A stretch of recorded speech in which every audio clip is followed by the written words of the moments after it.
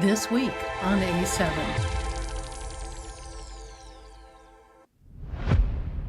Why we have relationships.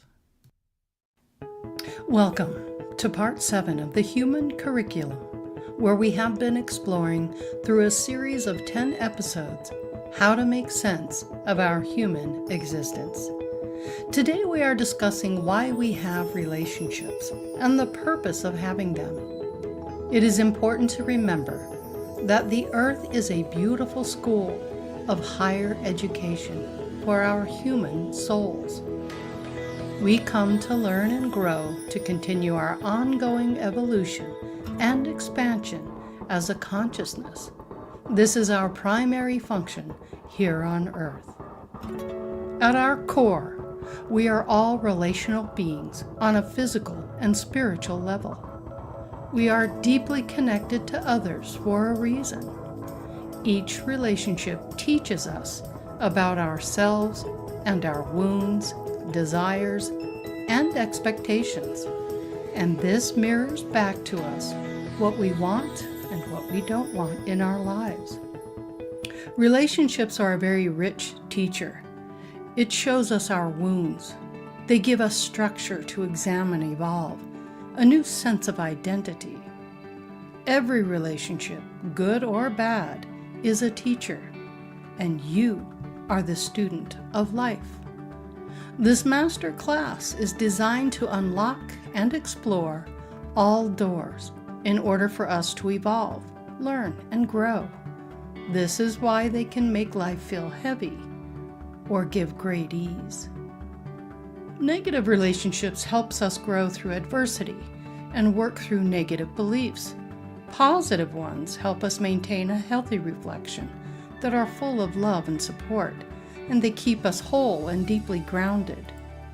Think and reflect on your very first relationship, the one you have with your mother, the one who creates and nurtures your body, the vessel of your new life. This is our primary introduction to relationships. This relationship shapes the rest of our incarnation. What she taught you about life, the positive and the negative, and what learned behaviors did, how did this bring it into your awareness? Every relationship is an energetic exchange that shapes identity, perception, and evolution. The meeting of two fields creates a third, and it's from this perspective we learn and grow. To reflect on aspects of the self we cannot see alone. Now, let's join the panel for another fascinating discussion. All right, welcome everyone to Andromeda 7, your celestial gateway. Hey, it's good to have you all here tonight. Thanks for being here. Appreciate y'all. So we are talking about why do we have relationships tonight? And this is really exciting stuff, in my opinion. And it's part of our 10-part series on the human curriculum. And we're starting to wind down. We got 3 more episodes after this. But This part of it is really, really, excuse me, expansive. And when we start to look at what relationships really are and why we have them, it kind of puts things into perspective. And I kind of wanted to start off real quick tonight before we get into too much else. Excuse me. Carl Jung, and I like to quote these people. They're interesting because they're part of our history. But Carl Jung said that he viewed relationships as transformative, mirroring, and crucial for self-actualization, emphasizing that the meeting of two personalities is like the contact of two chemical substances. If there is any reaction, both are transformed. He believed that true connection requires integrating one's own inner darkness rather than projecting it onto others, viewing love as a powerful force for personal growth. And relationships accelerate consciousness more than solitude ever could. And I just thought that was a really good way to start the show. Awesome, awesome. Let's say hello to everybody in the chat real quick, and then we'll say hello to the panel. Hey, Lori, yes. Before you launch into it, Loretta only sees me, Sophia, and Brian, so I just sent her a message to use the other link to get in. She's probably looking at a different link. Yeah, so everyone, if you're seeing, partial parts of us, that's because StreamYard has two types of links, the PC TV version and one for your cell phone tablet. So there's two versions out there. Go back to YouTube and find the one that fits your device. She fixed it. Good. All right. I do try to run that in the very beginning, but people will get used to it. It's just to accommodate those who are on cell phones and those who are on PCs or tablets. Okay. Great. Let's get into this. Hi, Charles. Good to see you. Tuning in with tacos. Yay. Right on. It's going to charge me for delivery. He's not my friend. No free delivery? What the hey? Party people, love ya. Hi, Scotty boy. Yes, Sophia is in the house tonight. Loving that. We've got Teresa with us, Sophia, and Nick the magician, and Grandpa Brian. Thank you all for joining us tonight to talk about this topic and really dive into it. Let's see who else is in. Loretta Enigma, it's good to see you in the chat. Hey, and if you haven't chatted before, try something new. Make a comment. It's really interesting to see what you guys have to say when we're doing these shows. And I really enjoy the feedback too, with some really great comments. But yeah, so, and if you just joining us and you haven't seen the beginning of the show, definitely go back and take a look at that video. Instead of doing the trailer separately, I just do them as an intro. And that kind of gets the ball going and starts us off.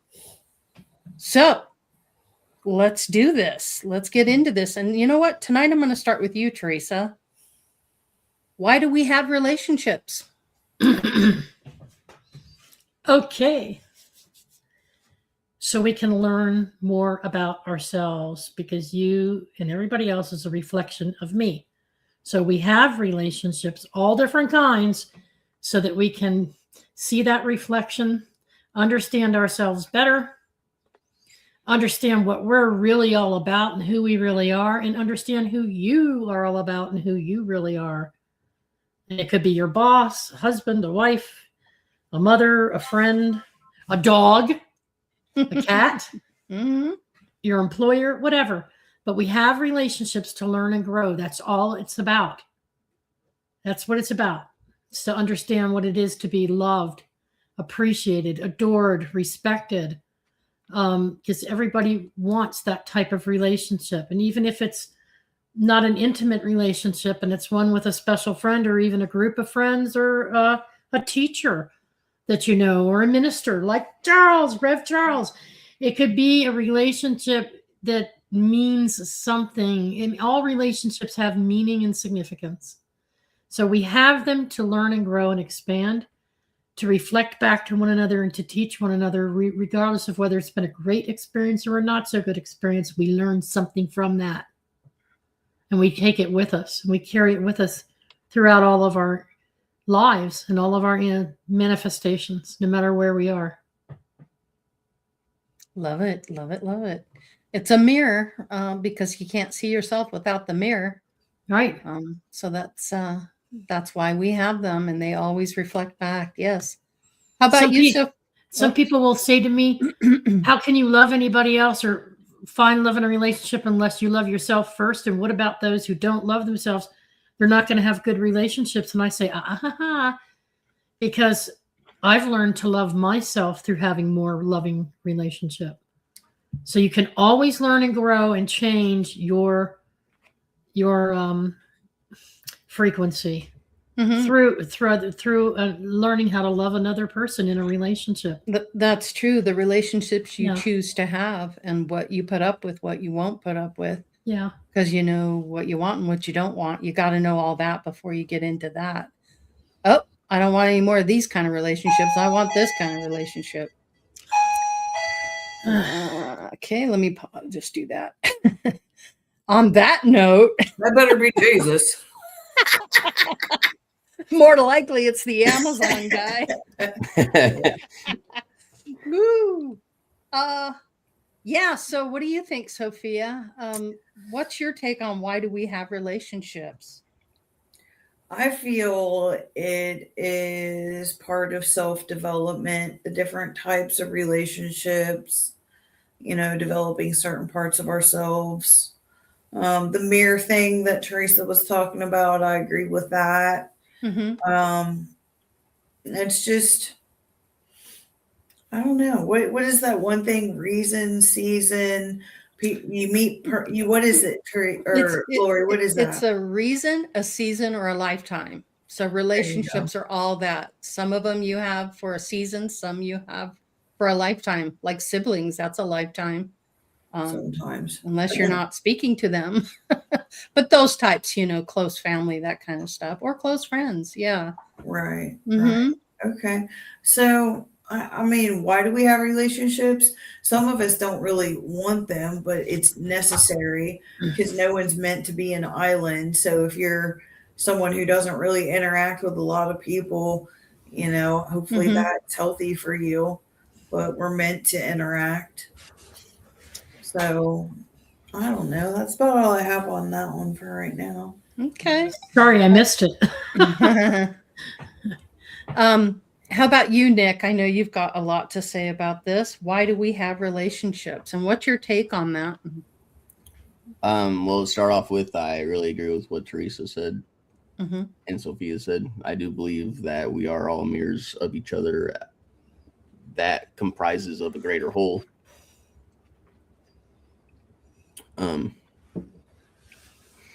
And we do this fractures so we can get to know ourselves better. I feel like that's why this entity does that.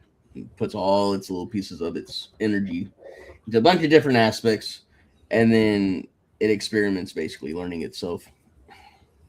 Mm-hmm.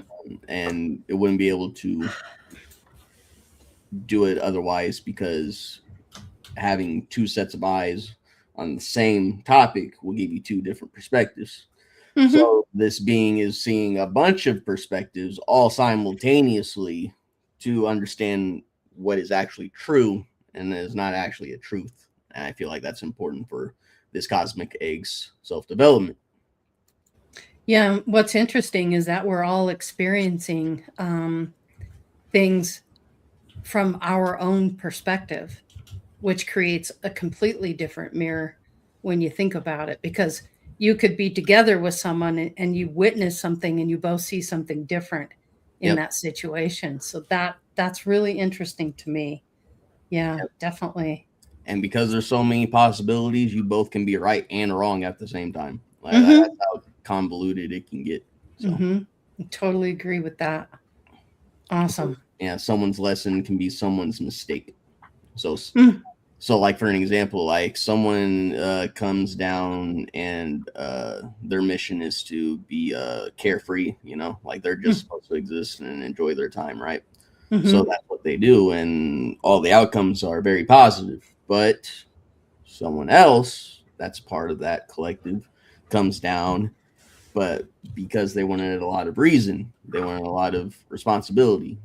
Because they wanted the rewards that comes with that. So if they are also carefree, they don't get rewarded, they get punished because it doesn't align with what they came here to do. Mm-hmm. Mm-hmm. Fascinating. How about you, Brian? What's your take on this? Why do we have relationships? Well, I have to agree with everybody, but I look at it, if we all have the spark of source in us, then it's just source experiencing source. Mm-hmm. Yep. So, I mean, relationships, you have relationships that come into your life that show you the negative side of everything, just like you have people that come in that show you the positive aspect of everything. Mm-hmm. So, like, I have some friends, we're no longer friends once I really learned how negative they were, and they taught me actually how to notice when someone is negative. So, in that aspect, that relationship, and it was a long time relationship, Mm-hmm. showed me the negative aspect of life. Mm-hmm. And then I started meeting more positive, and then eventually ended up at all my relations. And you look at that group of people, that relationships that I had with them, it's shown me a different side of the light way. So, we just have people to come in to teach us different aspects of not only energies, but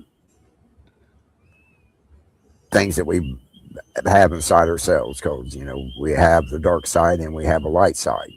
Mm-hmm. There's a duality there. There always will be a duality there. Mm-hmm. So Yep. they are When teaching us to notice mm-hmm. that dark aspect inside of us. Right. Just like Jim, Heather, and all of you Mm-hmm. helped me towards and showed me the light aspect of everything. Mm-hmm. That's true. So when we think about relationships, a lot of us are always thinking about what's outside of us, like the relationship you have with a sibling, the relationship you have with a lover, someone you work with, an employer. But oftentimes we don't stop and think about the relationship, and this is the most important relationship you'll ever have, and that is with yourself. And that is very difficult for people to have that understanding about having a relationship with you. You can have a relationship with anything. You can have a relationship with your phone. You can have a relationship with your car. I mean, everything is relational. And it's so that we can just experience ourselves in a Yeah. myriad of many ways. Mm-hmm. But I don't think that most people even think about themselves. And Sophia, we were talking about this earlier, just before we came on, about how you tend to be really hard on yourself. And it's not just you, we all do that. And I was hoping you could speak on that a bit. Why do you think we do that to ourselves? Why are we so hard on ourselves? I think part of it's our culture. Mm-hmm. I really do. Um, and I just rely on, my husband and my other, sisters by choice when I have my moments. It gets easier, but I feel like people that have been through like heavy like conflict or post traumatic or whatever, you just tend not to want to be around people because then there's no potential for anything to happen. I think that's what mine is the more people I'm around, the more chance that something can happen. And it's like I have to release living in fear because it's not serving me. If my husband had $1, he's probably cheering right now, hearing me say that. But I don't know. I think a lot of it's our culture, Mm-hmm. and trauma. Mm-hmm. And it's unprogramming or rewiring yourself for success instead of standing in. And it's fear, but owning it, calling it what it is, and doing something about it. So, and that's what I do every time I get on the platform to give messages or whatever is going on. It's never easy to be able. Mhm. But how do you feel once you've done that and you've had the opportunity to kind of learn and grow through it and kind of cut through that fear, so to speak? How does that make you feel when you face it? Well, it's relief when it's complete, and then when I have the privilege of hearing somebody's feedback, like if something that happened, really ministered to them, which is why we do this in the first place. But just, I don't know, just doing the best I can to Mhm. serve. Keep Mhm. it simple. Gotcha. Mhm. Now, how about relationships that you've had? You could be in long-term relationships, short-term relationships of any kind, and suddenly it disintegrates and it's over. Mhm. How do you feel about that? And what comes to mind when you think about those types of situations, those relationships that it's time to leave, it's time to call it quits and let it go and move on to something new? It's for me, the deal breaker for a relationship is respect. Because I had the people I surround myself with, there has to be a level of respect and understanding, or it's not going to last. Mhm. But it's very painful for me to move a boundary either way, Mhm. to allow somebody closer to me or to give someone space to keep the connection healthy. It's not Mhm. a punishment. It's just, I have enough respect for myself not to allow certain things to happen without, Mhm. there being accountability. And some people aren't used to it, so they have to, they're further away. And Mhm. I don't know, it's not easy when someone Mhm. breaks my trust. Mhm. Oof, Mhm. I wrestle with it. I wrestle with a lot of things. And it's because I work out of a heart space. So it's like tending a garden. Mhm. You have to wrestle with and work through the emotions to be Right. I'd effective. like to add on to that, Sophia, because it's like a double-edged sword sometimes.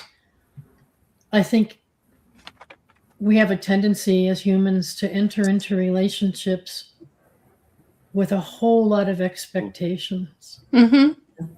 And those patterns that we develop early on through our mother, as you said in the video, one of our first contacts is our nurturing mother. But there are many different role models throughout your life as you're growing up and developing.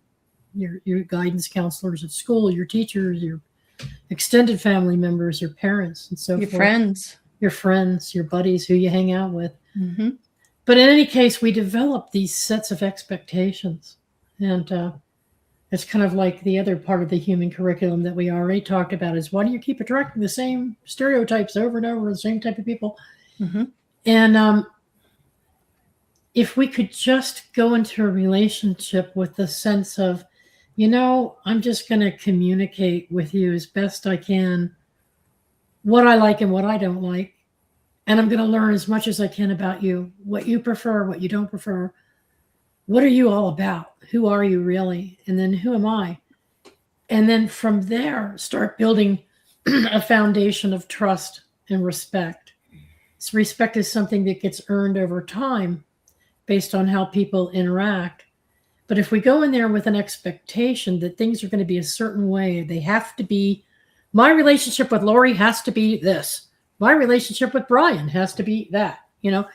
So when you go in with expectations and then the person fails to live up to your expectations or the whole thing, the Mhm. whole exchange between you fails because maybe you've been judging that person on the attributes of 3 other friends you had that were similar. But I'm me. Get to know Mhm. me. Don't compare me to A, B, C, D, and E. Look at me, feel me, get to know me and what I'm about. You Mhm. might see similarities, but then I try to do the same with other people. And it's hard sometimes because we do get into a trap of setting expectations. Well, what's interesting too is when you get into a relationship, you have to learn how to be honest, not only with them, but with yourself. And it Yeah. takes a lot of time and energy to Mhm. get through that, because there are those expectations. And sometimes you feed off of that and you're not honest with yourself and you're not honest with others.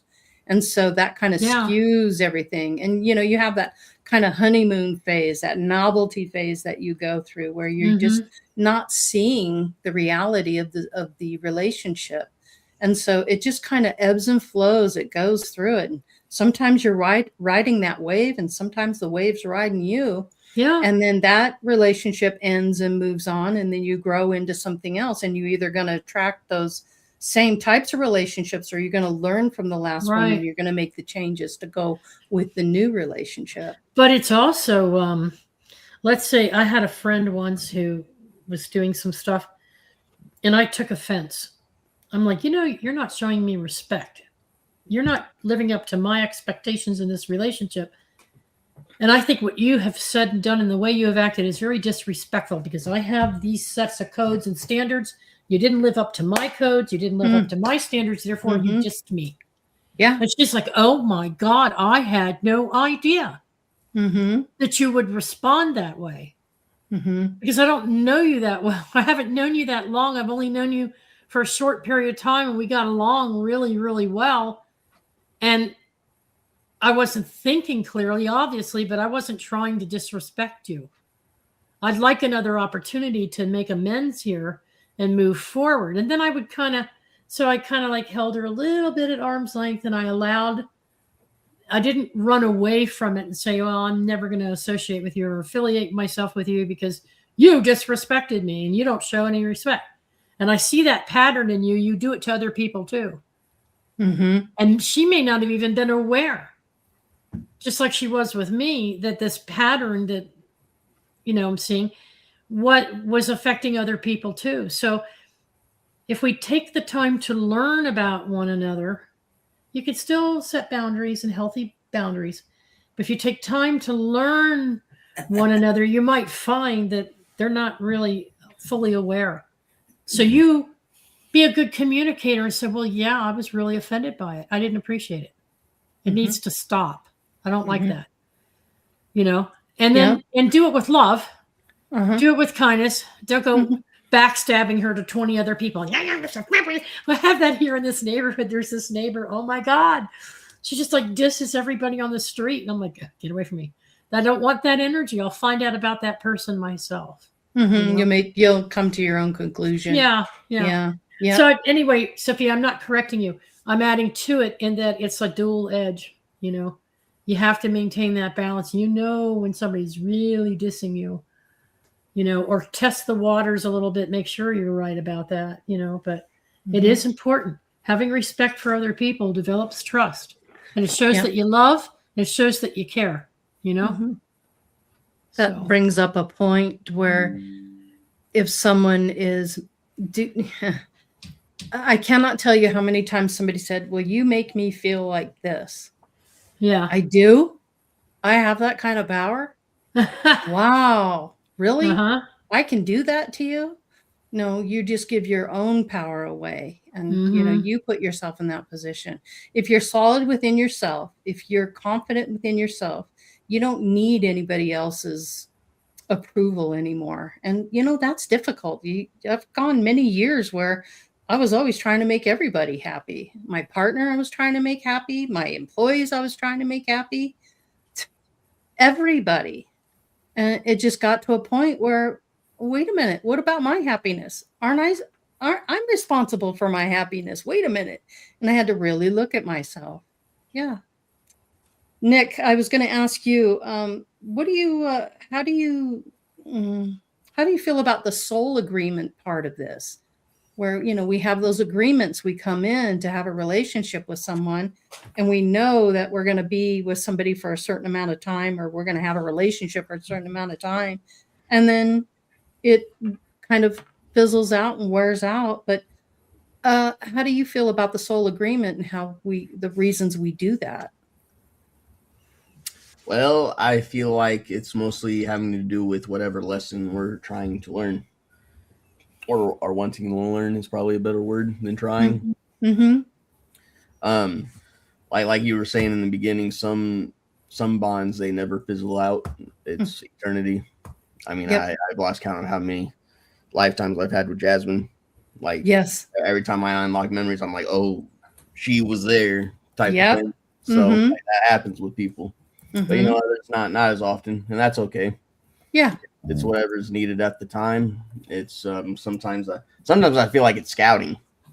If Mm. like if a pantheon wants to is thinking about expanding, they see if they can find candidates for that. I get that. I get that. Because It's possible. the nature of life force is always multiplication and expansion. Mm-hmm.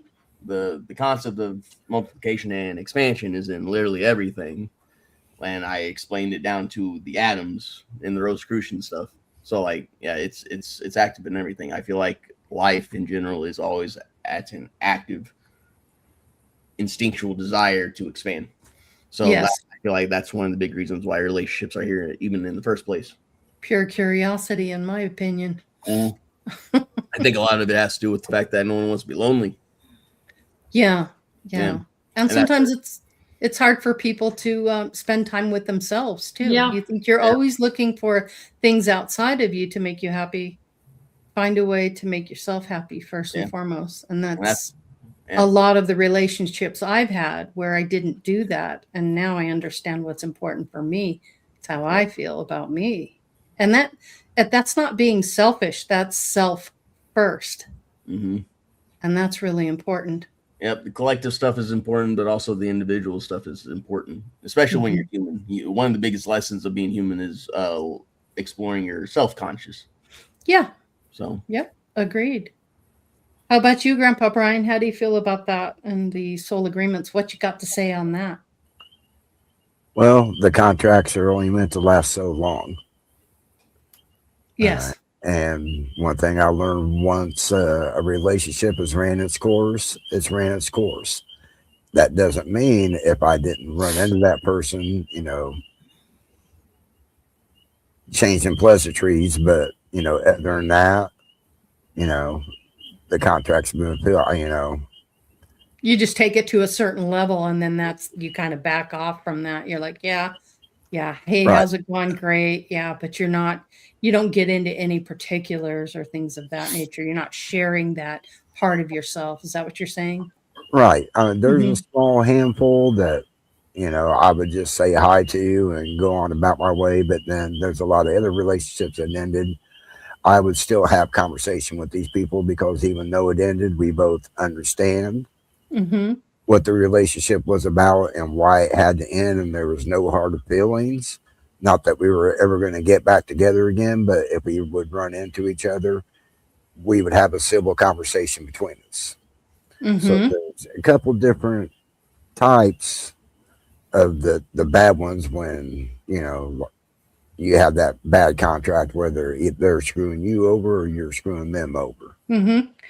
Have you noticed that when you're with certain people, you'll act a certain way, and then when you're with other people, you will kind of fit into that mode with them as well? You kind of have this little shifting thing going on where you kind of assimilate into that group, and then do you experience that as well? No, not really. Kind of like when I'm with my brothers and family and all them, I kind of feel, off to the side because, they have a different type of friends. And when growing up, I had two younger brothers. Kevin, the closest one, always trying to, how should I put it? Want to challenge the older brother all the time. We fought quite a bit. That competitive. One time the neighbor called my mom and said, "Hey, your boys are fighting out in the front yard." My mom was like, "Well, at least they're not bleeding on my floor." But I never really had a close relationship with them. So when I'm kind of around them, I kind of feel like, I'm off to the side because, none of them smoke like I do. And And then with my group of friends that I hang out with down here and go to my camping trip and all that, it's probably one of the best group of friends I've ever been around because it's never about an individual. It's always about the group fun. There's a Everybody just, comfort level. yeah, everybody just bees themselves and do whatever Yeah. you want to do. Yeah. But wouldn't you find, I mean, you're out in the work world, you have all these guys you work with in different environments, the auto shop, the roofing company, then you have all the people you relate to with at all my relations and help teach some of the classes. I would say in a situation, or you tell me, you might not shift who you are or what you believe in or the expression of yourself as much as you would practice good communication skills in that you would I find myself adapting my communication style with certain groups of people because I know they're on a certain level of understanding or I know that they won't tolerate something that's too far off the cuff because I don't want to alienate them. Like here in this community, you talk about spirituality, you better do it very carefully, very gently, and very um, respectfully because some people might be offended because you're not a Christian, you know. Or there might be people at work that I used to work with that could only speak in terms of project planning, you know, and everything was cut and dry with the communication. Don't you find yourself communicating in different ways with different kinds of people? Well, As a natural way of adjusting or tuning the frequency of your communication? yeah. Let's just take work, for instance. I've been there going on 17 years. Mm-hmm. About the first, I don't know, 13 years I worked there, I was the only person that would tell everybody good morning every morning. Mm-hmm. Now, everybody tells each other good morning because of my persistence in this work relationship of keeping it positive and always putting a good vibe out there as soon as I got there every morning. Seed planting. You're planting the seed. Right. And then that spread out to where it's a much nicer environment because I'm telling you, when I first started working there, it was an ugly, toxic environment. You had 3 or 4 people in there that would sit and laugh and talk about other people's misery and laugh about it. Mm-hmm. I mean, I actually wanted to ask Doug one time, I was like, how can such a good person that you are attract all this negative energy around them? Because that place, when I was there, it was almost toxic. Yeah. I mean, I say good morning, everybody. I would clock in and I would stand outside. That's how bad the energy, even if it was 10 degrees outside, I was standing outside. Just how much negative energy was in that shop in the morning. Did you notice that when you were very positive around people that they actually resented it? Yeah, a couple of them, they're like, "Oh, you suck up." When Yeah. I, say good morning to our supervisor, Mm-hmm. and he never said good morning. Past 4 or 5 years, he's been saying good morning, and if I don't say it to him, he'll come up to me and say, "Hey, good morning, Brian," because I kept going at it and just saying good morning. They're like, "Oh, you suck up. You're just kissing his ass." No, I'm not. I'm just being the authentic me, the kindness, wanting to make sure everybody starts their day with a good day, with a good. Well, the little green monsters will rear their heads. Yeah. Mm-hmm. But have you ever had anybody out and out tell you they don't like you? This has happened to me because I was so positive. I don't like you. I was like, what? What did you just say? I don't like you. Yeah. Oh, okay. Well, that's some shit right there. The owner of the company came out one day and said, "Brian, you and Bobby are going to go put this blowing insulation in this attic." Bobby looked right at the owner of the company and said, "I ain't going to work with him. I don't even like him." So Doug said, "Hey," told someone else to go with Bobby and do that. He said, "Just come to my office." Well, when I walked into his office, I apologized to him for what Bobby said. because, you know, as an owner of a company and you're wanting two employees to go out and work together and you hear that, it's, it shouldn't be like that. But yeah, I had a guy flat out said, I ain't Well, gonna work with him. I don't even like him. I was you like, know, Brian, my yeah. sister Marilyn, when she was in her, I guess she was probably in her mid 30s to early 40s, she was a systems analyst person, just like I was. And there was this woman we had both worked with on two different teams for two different companies. So we had this woman in common. And she goes, "Oh, I can't stand that woman." I'm like, "Why?" She goes, "Oh, she's so damn cheerful in the morning. I can't stand people like that. Can you tolerate people like that? They come up to you with a cup of coffee. Hi, good morning." She says, "I can't stand it. It's just something so fake about it." And I'm like, "What?" And I'm thinking to myself, you know what it is with you is that you yourself aren't a cheerful person. You don't even say hello to me. I'm your sister or anybody, not even mom, unless you've had 2 mugs of coffee. Do not talk to her before she's had her coffee. So she herself implants that pattern of within her own self onto that relationship and judges that woman in that relationship as being sicky or too cheerful or too friendly, or because she herself doesn't have that kind of friendly personality. Now, when you got to know her and she got to trust you and know you after a while, yeah, she was great to be around, very popular. But if you didn't know her, or you were new and you didn't know any better to approach her, and not turn it on so much, there are people that really turn it on, you know. Mm-hmm. And sometimes I'm like sitting there with a cup of coffee, like, oh my God. You know, it's not that I don't like the person, but it's just like I'm not awake yet, and it's too much energy. Mm-hmm. You know, but she was actually judging the person for being friendly, Yeah. thinking there was something suspicious about the way she acted. Yeah. Sophia, do you often run into that? Do you, and I wanted to ask you the question of, do you find yourself adjusting yourself in certain situations and different people like that as well? If I'm being compensated for a job, they're paying me to work, not for my personality, if you will.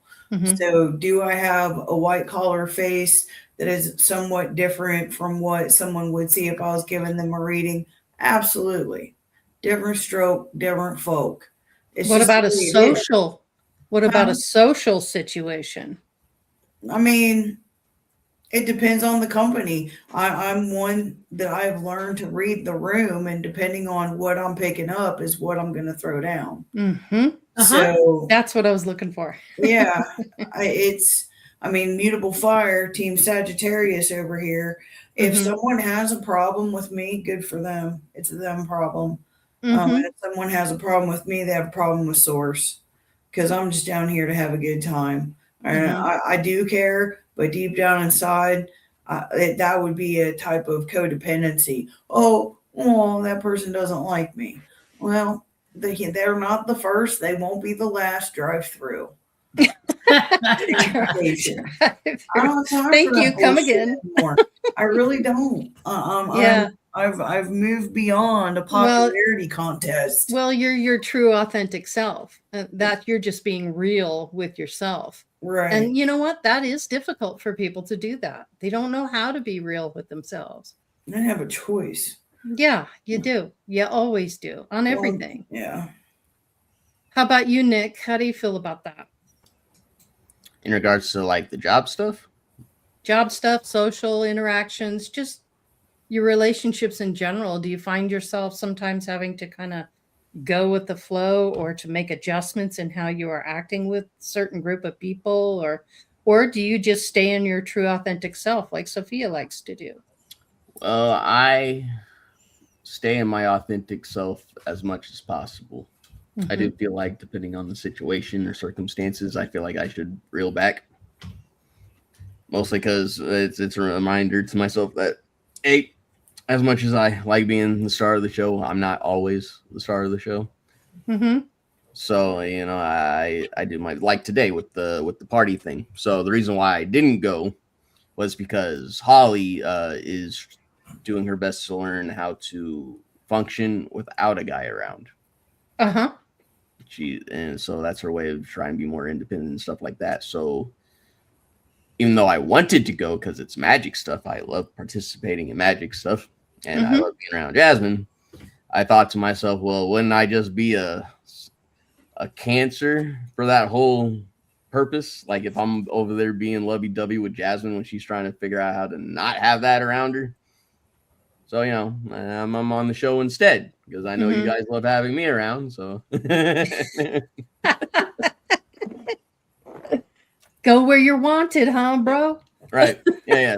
So sometimes you gotta be considerate, and sometimes that causes compromises. But also I think deep down for you, you're just allowing her to have time with other people, and that too. And that's good to allow her to have her time with them, and you have your time with whatever you want to do. Oh yeah. I was talking about this with Jasmine yesterday. If you dig down deep enough, you can find deeper and deeper and deeper reasons for why everyone does what they do. Yeah. Me, I don't feel like that's necessary most of the time to dig down that deep, because both her and Hannah were trying to like really dig into the why I want my goals and why I pursue the metaphysical stuff and what I want to get out of it and blah blah blah blah. And like I have surface level answers most of the time. It's just like I find it fun. I like it. Like I don't overthink that, if that makes sense. Like, but then they get me thinking. I'm like, well, it's because I like healing people. I like growing from it. So like I have collective reasons and individual reasons. So that tackles both aspects of relationships with yourself and others. So you if you really sat down with yourself, did the shadow work, you can find out a bunch of crazy reasons for why you do it. Personally, I feel like if you do that too much, you're wasting time. Enjoy your life. Your oversoul already knows what you're supposed to be doing. Have the faith and trust that you're going where you're supposed to be going. You don't need all the answers right away. I think metaphysics is an opportunity to remember who you truly are. Yeah. And it's a system to learn about yourself, learn and grow, to understand why you're here, why others are here, and to kind of figure out what this playground's all about, the school that you're in, which also kind of makes me think about boundaries as well. Relationships teach us how to have boundaries. Would you agree on that? Oh yeah, I agree. Because once it becomes more than just you have to be mindful and have that empathy. So like I have to think like, will my action hurt Jasmine? Just for an example. And and depending on the answer to that would change my entire choice on the matter. You can go from left field to right field really quickly because of things like that. So I think it's really important. I think it helps with self-development, discipline, growth, etc. So, Lucky Stone has an interesting comment here. Being authentic around some people can be difficult. Yeah, it certainly can. You have to know when to turn it on and when to turn it off, kind of a thing. And I believe that's where your discernment comes in, because you could be one way with certain types of people, and then you have to be another way with others, especially like an employer. You have to present your best face. You don't want to show any weakness. You want to show that you're able to handle whatever they're putting down for you. But then you can be around your friends and just be vulnerable and be like, well, that's not the way I see it, kind of a thing. And that's what I'm talking about here. I was going to mention that about the employer relationship. I come from an age of, I was born in 1960, and what they taught us in high school in the late 70s, what you picked up in university in the 80s, and your first few jobs was get to know, and this was a mindset. Oh my gosh, is my boss going to like me? How do I get my boss to respect me? How do I get my boss to like me? What is my boss like? What is he not like? Should I get my boss a cup of coffee? Should I bring in donuts? There's a million things that were running through your head because you were taught to always please the boss. And so you would modify your teacher in school. Yeah, you would modify your behavior. Yeah, your teachers taught you this. And so did your parents, because their parents taught them this. And so you were being disrespectful and you weren't being a good employee, it wasn't about your job performance. It wasn't about how well you did your job or how well you executed it. It was how well you pleased the darn boss. And in the 1970s, they were still like, women, hike your skirt up a little bit. I want to see the knees. We don't want you to wear pants. We want you to wear only wear. I mean, seriously, that's the work environment some of us came from. It's like, excuse me, you called me honey? Yeah. Hello? So it was that kind of mindset back in the day. And so we developed that pattern early on. So then when you have these relationships with other people, you're trying to people please as opposed to being your authentic self. Right. I want to ask you all a question, and this kind of seems like it's out of left field, but what this is going to do, it's going to tell me and it's going to tell the audience what block of time you came into. So I'll start with you, Teresa. Teresa, who was president when you were born? Oh, that would have been Dwight Eisenhower was still president. Okay. Sophia, who was president when you were born? Ford. Nick, who was president when you were born? Let's see. I think if I remember right, 96 was Bill Clinton. Wow.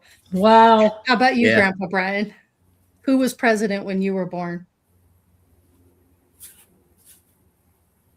You're muted. Johnson. Who was president when you were born? George Washington. Oh, shit. Get out of here with that. No, I think this lifetime.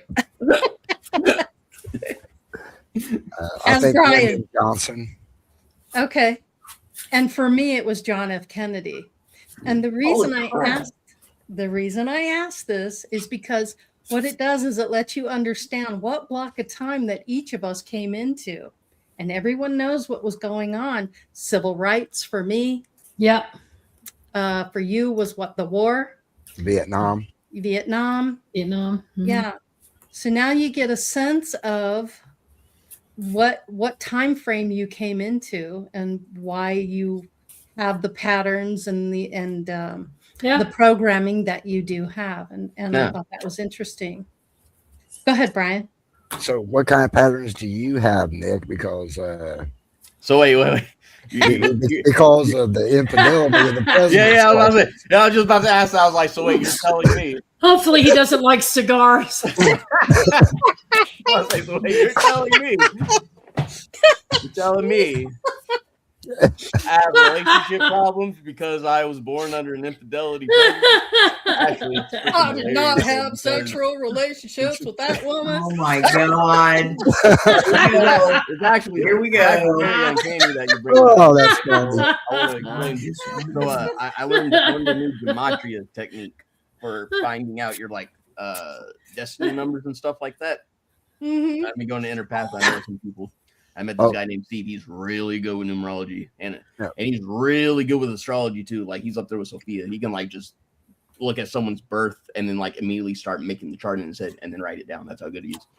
But when he was doing my letters, he noticed that I had no twos in my name. And for everyone who knows numerology, twos involve relationships. Mm-hmm. So basically, and I already knew this. So this is just confirmation that one of my lessons I wanted to do is to have more meaningful, close relationships instead of always having those harems or consorts or concubines or whatever that I had in a bunch of different lifetimes because I saw the negative impact that it was starting to create. I wanted to try out something different. Mm-hmm. So the fact that I was born under a president is kind of insane when you Isn't that put interesting? It that way. Brian, you were going to make a comment. Thank you, Nick. I don't know. Was Lyndon Johnson? Because didn't he take over after Kennedy died? Yeah. After Kennedy, but Kennedy took over from Eisenhower. Right, but did he get reelected? Because if not, then Nixon could have been president when I was. Oh, Johnson? Yeah, no, it was Nixon. Mm-hmm. Nixon, was still Vietnam. Yeah. Still Vietnam. Yeah. Watergate, all that good stuff. Yep. Yeah, the good old days. I'm not a crook. Steve. Yeah, I'm not a crook. Yep. Tricky Dick, they called him. Remember Tricky that? Dick. Tricky Yeah. Dick. I remember my parents saying that. Tricky Dick. Right on. Yeah. So interesting. Well, who was But it? that anyway. said, I smoked it, but I didn't inhale it. I'm not a Yeah, crook. that was Clinton. That was Bill Clinton. that was I Clinton. didn't inhale. Yeah. Yeah. I did. Interesting, huh? You know, and not only relationships, you know, with other people, but relationships with our society and our leaders. We're having a relationship as well Yeah. with them. Yeah. Yeah, fascinating. Well, Sophia's over there shuffling some cards, and I thought it is a good time to go ahead and have her pull a card or two, whatever she wants to do. And let's ask the cards, why do we have relationships? Well, I am using the Gellerhorn Norse Oracle deck, Okay. and this has runes and gods and figures from the lore in addition to other symbols. So I separated them into like 3 different piles and connected to relationships. Here, you guys ready for a little bit of lore? Just Let's a little do bit. it. Yeah, right. you bet. Let's open that door.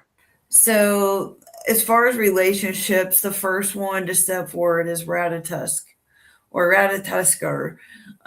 This little, big squirrel goes up and down the world tree. Okay, so Nidhogg is a creature that chews on the bones of the oath breakers and the murderers, you know. But then at the top of the tree is an eagle that is just like there's balance. But this little dude goes in between Nidhogg, the dragon, the beast at the bottom, and the eagle and the hawk at the top, you know, telling stories between the two of them, sometimes stirring up the BS. But I mean, some people do that with relationships. You know, they got to stir up the BS. Yep. But I would say communication is I'm a firm believer in actions speak louder than words. And I would say this card connected to relationships, it's taking action and being mindful of your words in a relationship. So, because words have meaning. They do. They do. I agree with that. So that was from the pile of the gods. And I was laughing because I shuffled quite a few times and Loki, that's actually Hod. Loki kept coming forward, and I'm like, not today, buddy. Not today. I mean, we already know about Loki. Where's he at now? We talk about, there he is. This one came forward a couple of times, and that's why I thought it was kind of funny. So I'm like, yeah, front and center, Loki. So the rune that came forward in connection to relationships is Lagus. So Lagus has to do with water flow, lake, leak. There's a lot of different interpretations, but there's movement and health. So there's a couple kennings or poems that say in bringing health to the tribe is the kenning connected to Lagus. So making, you know, with the relationships, we're responsible for the health of the relationship to have a healthy connection. And then finally, under symbols and bind runes and other different symbols is Vigzavir, which is the wayfinder. So Vigzavir was put on boats and different implements to help stay on the right course. Like each one of these has like a keyword, and actually that's the correct way to put it. A lot of people get Vigzavir sideways. Oh, but I this see. is generally up top. Okay. But it's about protection and honor and, you know, right thinking, right actions. So I believe that the quality of relationships that we have are by and large what we put into them, how we respect ourselves and other people, how we build trust, being mindful not to break trust. And it's a process. Mm-hmm. So that's Yep. what they say. That symbol that you just held up, what do you call it again? Oh, Vig Xavier. It looks so much like the light code that Lori pulls down sometimes. Sigils. I think she has a lot of Nordic. It's a light language. I like And this one. the other one who comes close to those symbols is Bashar, Yeah, that's true. the entity of Bashar. Yeah, Mhm. interesting. Cool. Yeah. Well, I wanted to add on that I've been in contact lately with, I guess you would call her the most divine feminine aspect of my higher self. She's the divine, the feminine side of it. And she keeps reminding me, along with some spirits here in my community, that are very connected with animals and grounding. And if Jazz were here, she'd probably be able to chime in. But my Phyla was reminding me about different types of connections that we've all had. And she said the best animal spirits, if you're learning how to connect with your guides and you want to start there, you can. Because animals are very innocent still. And they're teaching you so much through what they experience in nature if you just observe them, which is why so many people love the animal card decks, because that relationship and grounding with earth and those spirits is very helpful. But she reminded me of at least 3 or 4, if I can remember them all. And she says, look at the swan, because it's very much about romance in a relationship. So take a look at the swan. Look it up sometime. I'm not going to give you all the answers here, but take some time to read up about the spiritual significance of swans, because they can teach you a lot about relationships. And so it's like pulling the swan card for yourself. The other is, I wrote it down here, the one that, swans, lifelong loyalty, grace, and deep love, often pairing for life with someone significant. Wolves for devotion and teamwork, doves for faithfulness, horses, passion and freedom. These animals reflect partnership, trust, and connection. So you can have those types of connections, just not on an intimate level with other people in your life. Especially if you're coming from a heart space of pure love and light and saying, I love you. I love Brian. I love Nick. I love Sophia. I love Charles, Scotty Boy, Lori. I love everybody it might be different ways because of our relationship and what that relationship is. But you can have the same type of commitment and loyalty with these animals, and start connecting with them and communicating them. Call them in, talk to them in your thoughts. Doves, strong, loyal, right? Beavers, partnership and effort. Beavers represent a working relationship where both parties share responsibilities equally to build a stable, shared life. And gibbons, you all know what gibbons are? They're primates. They represent harmonious communication and connection, famously singing together to stay connected. So just start looking at some of these relationship type animals, because they're very strong on that.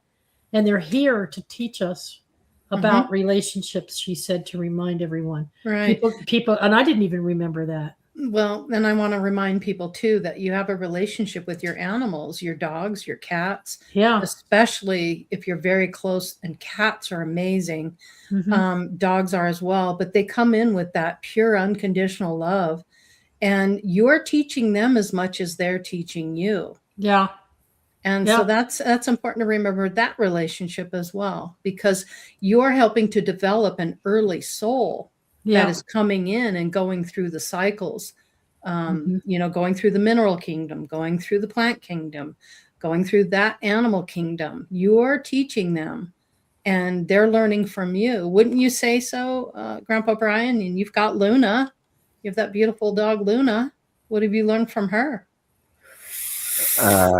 Patience, because she is stubborn. Mm-hmm.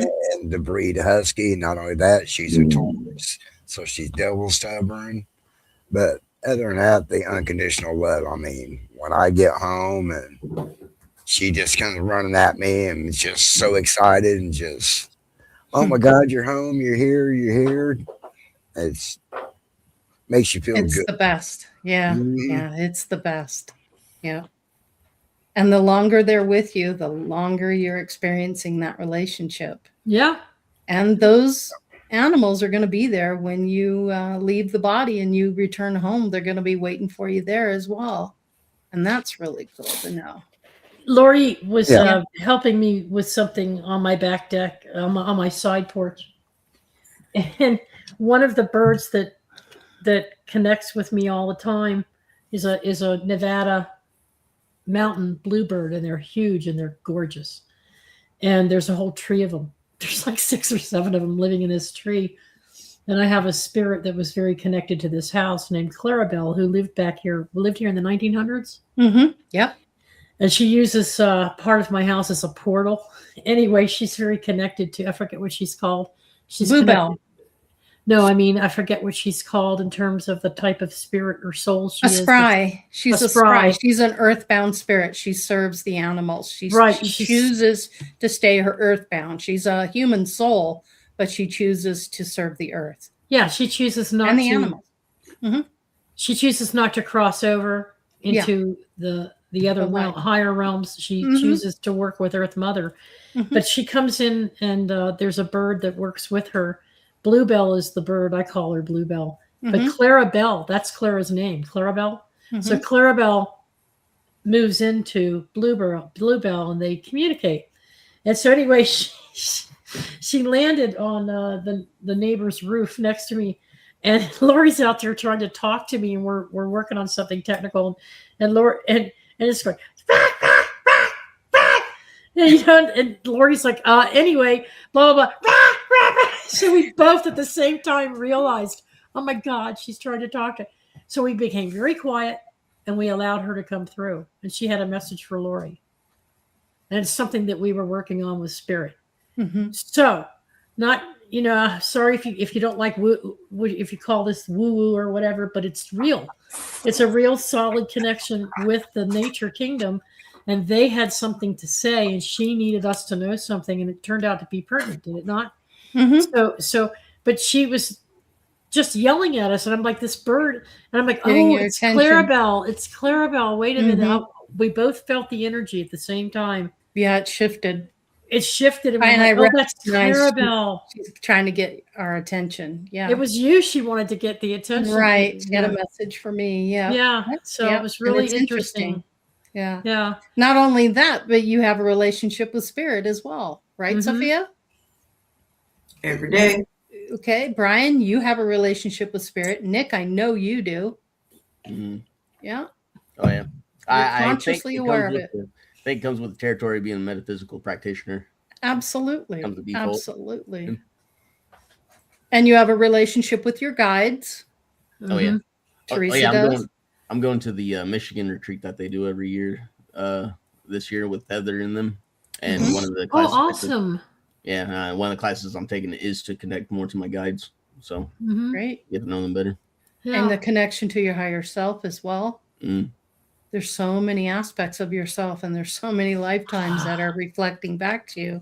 Oh yeah. It's really trippy. Yeah, they And- got a lot of cool classes. They even got one for plants. So I'm going to learn a cool. bunch of stuff about plants, and then it's part of it is connecting to them. So Yeah. build a better Cool. relationship with plants. So, Right. Just like Very the trees cool. and the mycelium, how they connect to other trees and Mhm. yeah, mushrooms, those little sensors that they put on plants like a leaf. Yeah. It puts off that They have frequency. music. Yeah. They have Yeah, music. it's really Something. something. Yeah.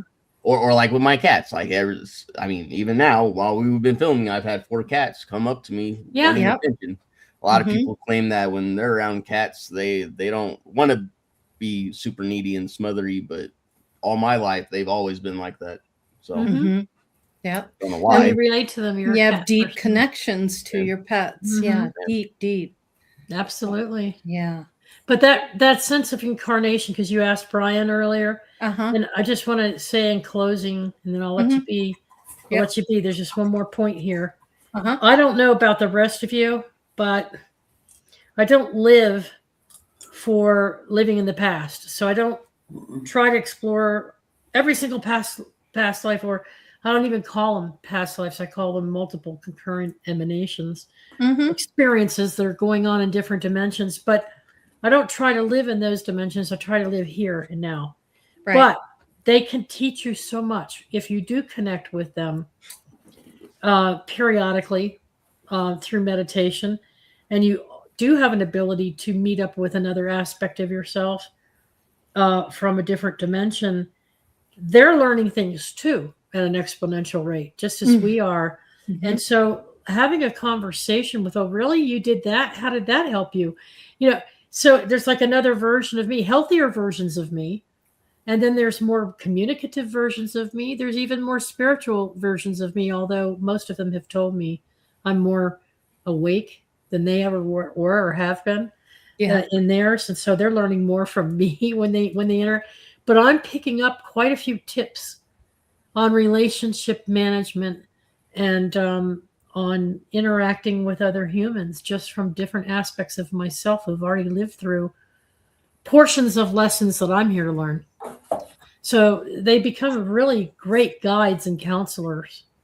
But likewise, they're interacting with you to do the same thing. Mm-hmm. Yeah. So, So on that note, let's get to final thoughts. Sophia, final thoughts for you? Be a good human. Be a nice human. Be part of the solution, not part of the problem.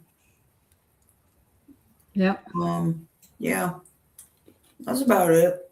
Okay. We covered a lot. Yep. How about you, Nick? Final thoughts on tonight's topic? To obtain success in your relationships, you need to obtain success with your inner relationship with yourself. Yeah. Yep. Agreed. Mm. I love Both that. are as important as the other. Mm-hmm. Excellent.